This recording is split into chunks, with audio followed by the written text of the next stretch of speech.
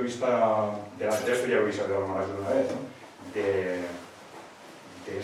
Del poder atlántico, si queréis, la expansión de la OTAN, ¿no? Una expansión, aquí tenéis de los azules en distintos tonos, es cómo estaba la OTAN cuando cae la Unión Soviética, y los verdes son es la expansión de la OTAN a partir de ese momento, ¿no? En teoría, digamos, hombre, la OTAN se crea contra la Unión Soviética, al desaparecer la Unión Soviética, ¿por qué no desaparece la OTAN? No, pues no solo no desaparece, sino que la van utilizando para poco a poco ampliar su poder y conseguir apoyar, digamos, el objetivo que comentábamos antes, asegurar la hegemonía occidental conteniendo a Rusia y a China. Bueno, esto es lo mismo, pero bueno, aquí igual sería más claro, ¿no?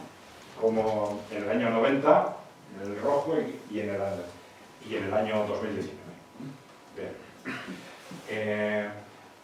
Bueno, la expansión atlantista en Europa, además de esos movimientos de la OTAN, pues tenemos una serie de golpes de Estado a través de lo que se ha llamado revoluciones de colores, que es un instrumento típico de la oligarquía occidental. Pero bueno, en concreto en Europa y dentro de esta perspectiva tenemos el golpe de Estado de Ucrania en 2014, un golpe de Estado organizado por la Unión Europea y por Estados Unidos, con fuertes apoyos neonazis. De esto se habla mucho, ¿no?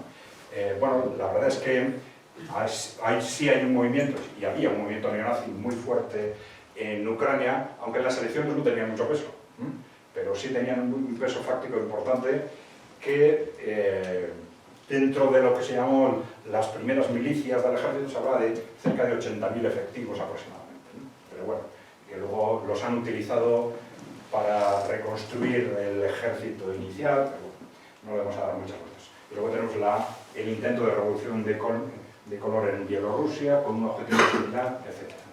Bueno, con China también se intenta abordar una estrategia de cerco de forma progresiva, menos clara, menos agresiva, con los enemigos históricos de China, si queréis. Bien. Bueno, en estos 20 años, ¿qué ha pasado? Bueno, sintetizando al máximo, y cuando se sintetiza siempre se dejan cosas, evidentemente, ¿no?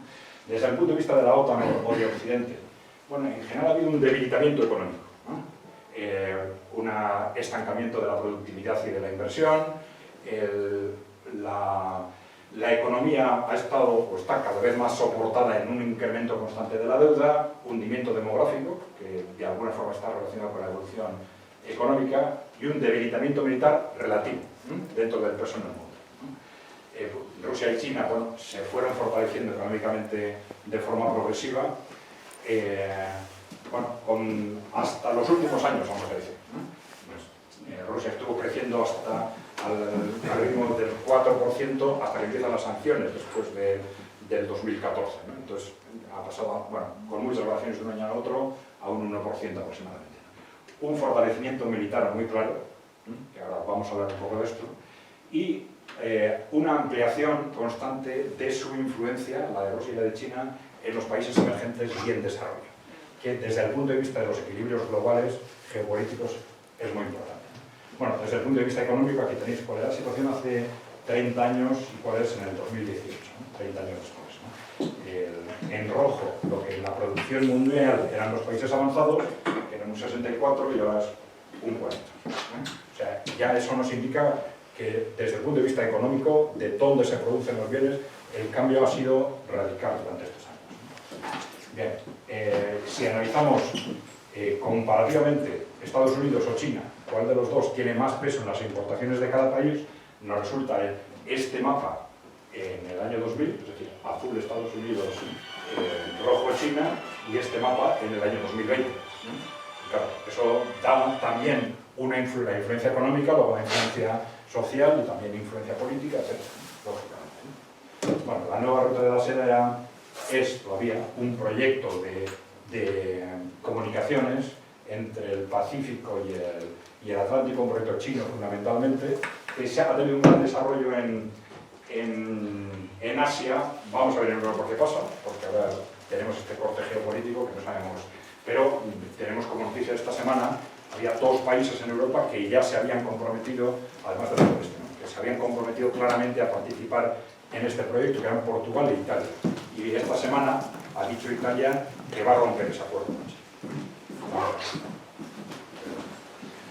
Bueno, equilibrio militar, porque detrás de la geopolítica está también siempre el equilibrio militar, claro. Entonces aquí hay que distinguir, sintetizando al máximo, lo que son fuerzas convencionales y fuerzas estratégicas o nucleares, ¿no?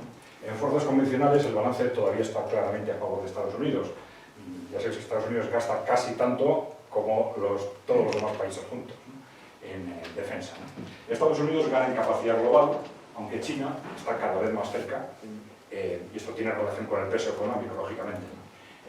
Rusia ha demostrado más capacidad de concentrar esfuerzos en objetivos concretos. Pero aquí hay que tener en cuenta que los objetivos son diferentes. Es decir, Estados Unidos ha tenido que mantener una hegemonía global. Eso supone, entre otras cosas, mantener 800 bases militares en el extranjero, ¿no? Claro, esto es mucho más caro, requiere un ejército mucho mayor, lógicamente. Rusia y China, hasta ahora, se han concentrado en defender su territorio y el entorno. Eso requiere, lógicamente, muchos menos esfuerzos, ¿no? La sorpresa de estos años, aparte de esto, ha venido en el ámbito de las fuerzas estratégicas o nucleares, porque hay un balance claramente a favor de Rusia en los últimos años, ¿no? Aproximadamente casi desde hace 10 años, ¿no? Rusia ha conseguido en este ámbito una sorprendente ventaja tecnológica. Se ha clarificado una alianza en este ámbito entre Rusia y China. Hay un ámbito nuevo que es el de la guerra en el espacio, que no se sabe muy bien qué es lo que va a dar de sí, y luego siempre puede haber capacidades desconocidas de las que no nos enteremos hasta que desgraciadamente pase algo. Pero bueno, aún no me voy a detener qué es lo que hay detrás de esa sorprendente ventaja tecnológica de Rusia, ya lo explicaremos al final si alguien está interesado, pero luego estamos viendo también cómo en los últimos años China está despegando tecnológicamente en este ámbito, también muy por delante de Estados Unidos. Entonces, casi una de las sorpresas tan sorprendentes es esa ventaja tecnológica de Rusia como ese atraso tecnológico de Estados Unidos, ¿no? Pero podríamos hablar después de eso. Bien, bueno, con todo esto se produce, lógicamente, no hay ya más, una ruptura entre los países emergentes y Occidente.